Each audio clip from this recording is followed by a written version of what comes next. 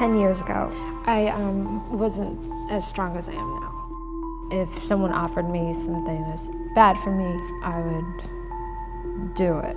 If someone used me or abused me, I would just go along with it, and I would probably convince myself that it's okay because that was my friend and they didn't mean to do it. And I was just really kind of lost.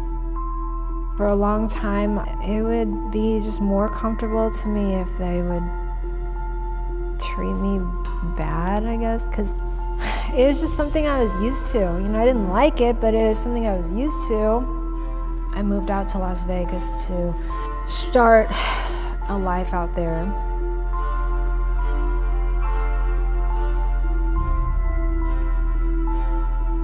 I met him out there and he was a nightmare to begin with. He was controlling, extremely abusive. He had me under his thumb. I tried to get away from him many times.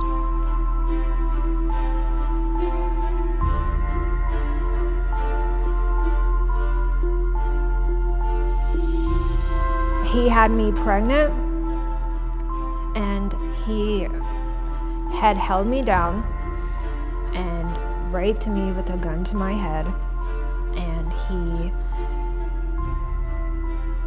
manipulated me and stole all my money and did everything horrible to me. He caught a case and had to leave town, so I had an abortion. I got a job on my own. I had blocked his number, and I guess he found out through word of mouth where I worked at.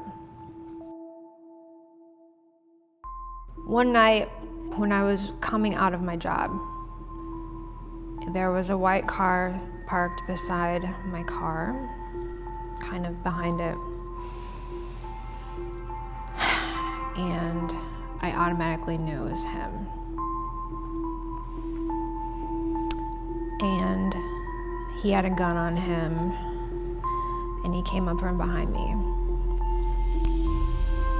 And he told me to get in the car, and there was a girl driving his car that I did not recognize. I was freaked out, but he had me mind warped to believe that he loved me. I did not think that he was going to try to kill me.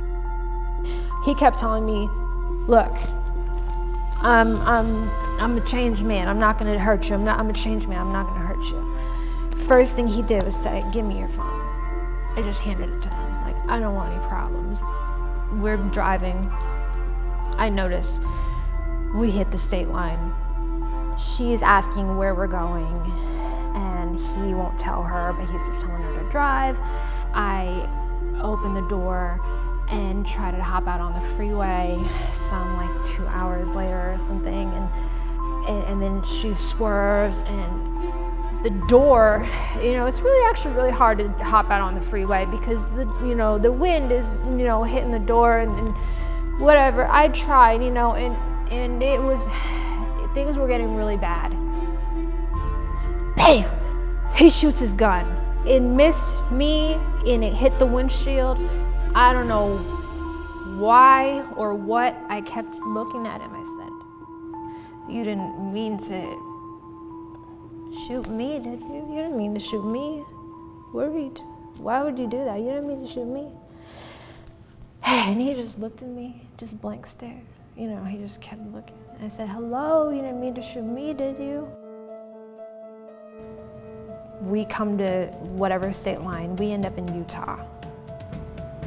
It's nighttime, and we pull up to a Motel 6 or something like that, and she fell asleep with the car running, and he just left her there.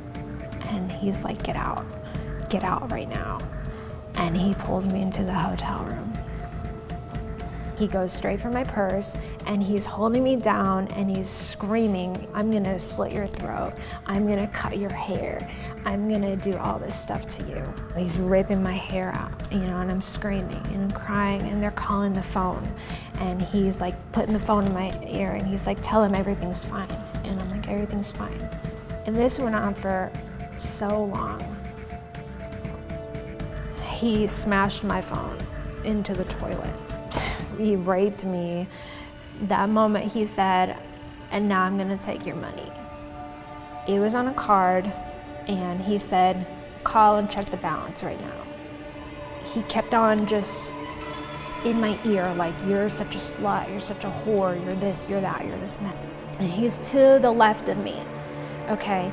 And I took the phone, and he kept on talking, and something just snapped in me.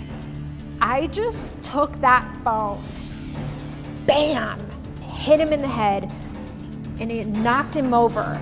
I was wearing like a bra and just like barely underwear. And I just ran out the door. You could see the road from there. Someone please, please, please, screaming. And there's a truck stop very close by. There's a trucker, he stopped. I got on the truck. I told him what happened. He gave me some clothes. He said, well, I'm not going back to Nevada. I'm not going back to Vegas. I said, I'm not going back there. I just need to go somewhere. I was so scared.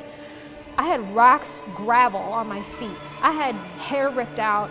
I had bruises the size of like Russia on my arm, and my rib was still hurting. I was torn up.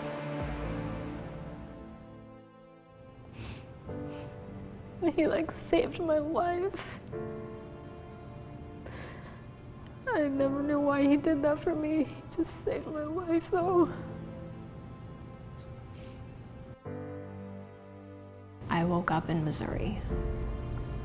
I found my way to the crisis nursery. When I knocked on their door, I asked them for a bagel. And she said, I have a place for you. And I came here wearing that truck driver's clothes. I remember when I got here, I fell asleep in my room, and when I woke up the first day, I had my blanket wrapped around me, and I just was so confused. I didn't know how or what to do, and I got here and I didn't know anything, and I went to the staff and I said, so what do I do now? What do I do? And she was like, nothing, you're safe. You're safe, you don't have to do anything. And I was like, so that's it? I can just be here? And she was like, yeah, you're here, you're safe, you're fine. And I just sat there. I was speechless.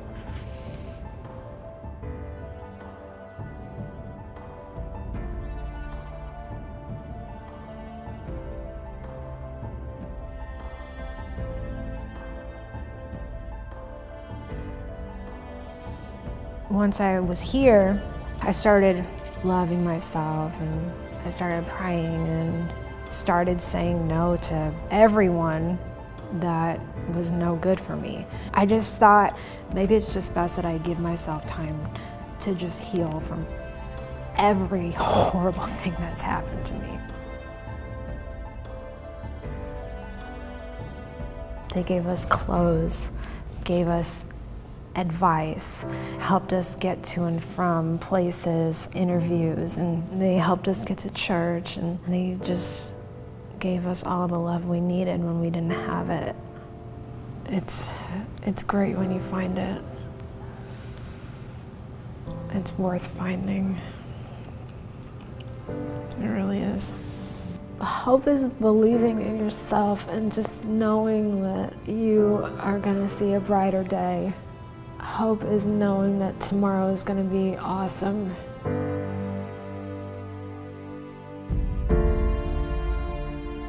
I did good in the program, and they decided that I should go ahead and move out into an apartment. It meant a lot because I had not lived on my own before, ever. And I wanted to live on my own.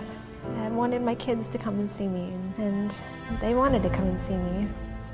I want them to grow up and be exactly what they want to be. I don't want anything to be robbed from them. My 7-year-old said he wanted to be a dentist yesterday, and my 10-year-old said he wanted to be an astronaut last week. Why not? If somebody does something to you one time, they are going to do it again. There's no reason to ever stay, because no matter what you think, you're always worth more than that. It's such an amazing thing that you're doing. It's something that I needed, and I never thought that I would find. When I found it, it's like the only reason that I'm here now. What if I didn't find it? What if I didn't find it? I don't even know. I wouldn't want to think about it. Thank God.